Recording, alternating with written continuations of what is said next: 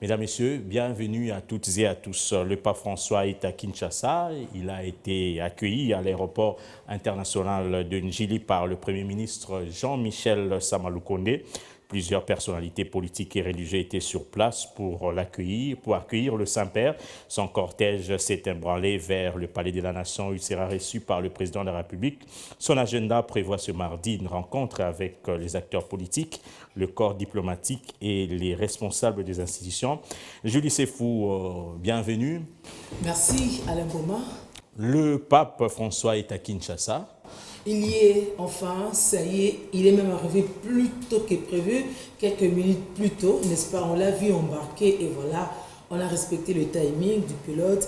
Il est arrivé, il est à Kinshasa.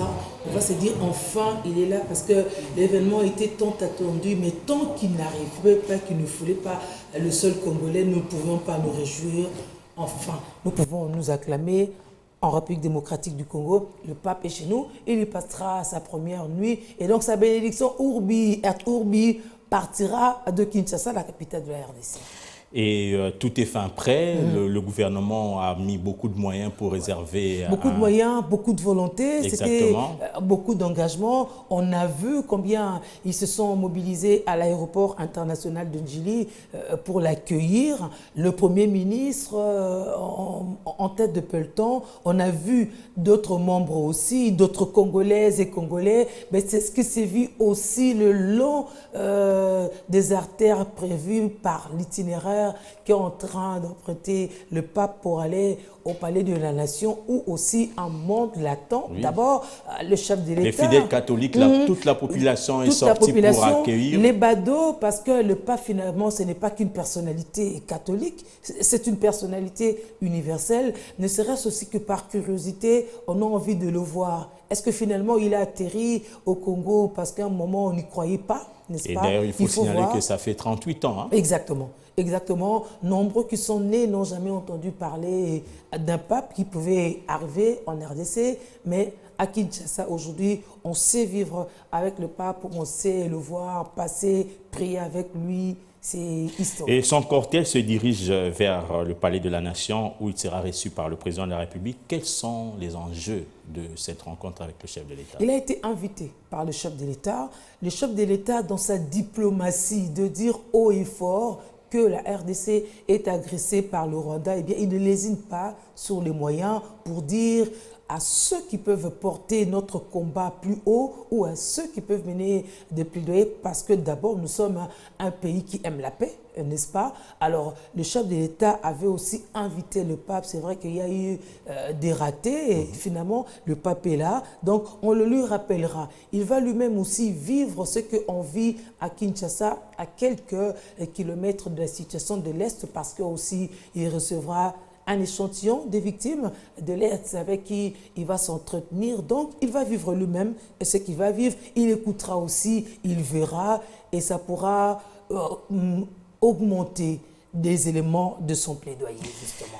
Son agenda prévoit aussi une rencontre avec les acteurs politiques. Nous sommes en pleine année électorale. Quel peut être le message du pape aux acteurs politiques? De jouer la bonne politique parce que c'est un bel exercice démocratique que de passer par des élections, mais on vote qui, pour quelle finalité? On devra de plus en plus éviter la démagogie, tenir des discours que nous ne saurons jamais réaliser. Il faut être de plus en plus franc. C'est même ça le sens de cette thématique, tous réconciliés en Jésus-Christ, parce qu'entre nous, il y a des guerres à l'interne, tout comme aussi avec nos frères du Rwanda, avec qui ça ne marche pas toujours, pas nos frères du Rwanda, précisément le président rwandais Kagame. Donc ce sont tous ces mots-là qu'il faut dire au peuple congolais, aux politiciens, parce que finalement, nos politiciens sortent de nos communautés, donc à nous, les Congolais. Et quel est le programme, son programme? Parce qu'on sait qu'il fera 4 jours, il va aller au Sud-Soudan le vendredi. Le vendredi. Mais qu'est-ce qu'il va faire exactement? Alors tout à l'heure, il va être reçu par le chef de l'État. Après le chef de l'État, il y aura des échantillons d'hommes politiques déjà réunis au Palais de la Nation avec qui il va s'entretenir. Alors, il en sera fini pour sa première journée, ça va être la première nuit. Il y aura une nuit. Demain, il y aura un matin pour dire la messe. Le pape a un message apostolique qu'il nous apporte et il le dévoilera demain à 9 heures sur la place de Ndolo, n'est-ce pas, là où ça a été aménagé à l'aéroport de Ndolo pour la messe. Donc nous rappelons que déjà ce soir, des fidèles catholiques, des personnes de bonne volonté iront à Ndolo pour des prières, mais aussi pour déjà y passer la nuit pour que demain ils ne coupent pas, bien qu'il y a 55 bus qui sont aussi mis à disposition pour pouvoir transporter les gens qui iront à la messe. Mais nous ne cesserons de rappeler qu'au cours de 7h15, on aura fermé les issues. Donc après 7h15, plus personne n'entrera, plus personne, officiel ou pas. Tout le monde sera déjà en place pour la messe de 9 heures demain. Mais après la messe de demain, ça sera le grand rendez-vous de jeudi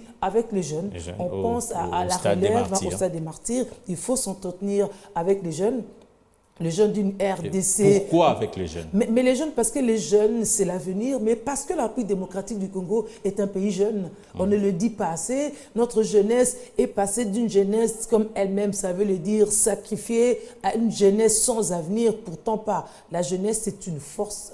Et cette force-là, on ne va pas attendre le lendemain pour pouvoir utiliser sa force. Il faut une réorientation, il faut une réappropriation du pays par les jeunes pour garantir le lendemain. C'est très, très important.